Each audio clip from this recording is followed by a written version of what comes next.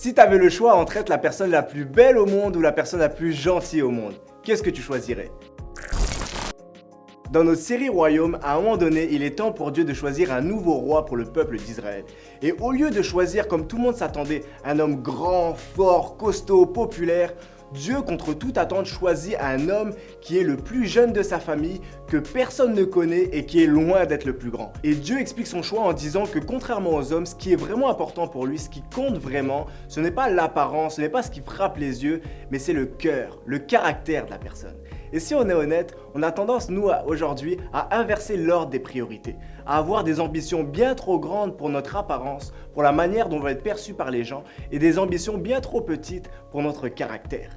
On veut être les plus drôles, les plus stylés, les plus intelligents, les plus beaux, ceux qui ont le plus de likes sur leurs photos. Puis Dieu nous regarde en mode...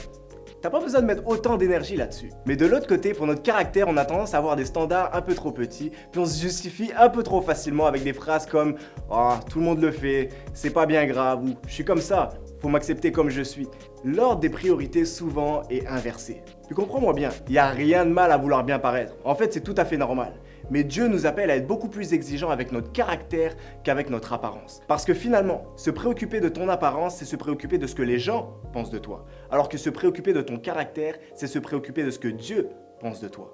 Et si aujourd'hui, avant de chercher à plaire aux hommes, tu cherchais à plaire à Dieu?